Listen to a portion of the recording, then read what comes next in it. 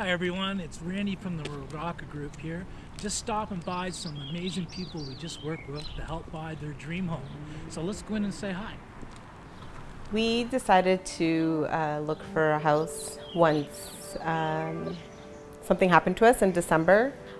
We just decided to purchase a house.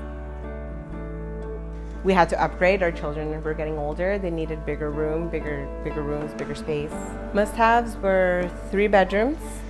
I wanted the 3 bedrooms to be on a separate floor than the main level. The area needed to be either Stoney Creek, mountain.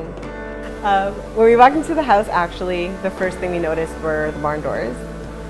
That's what caught my attention right away. The updated renovations, the open concept, small open concept.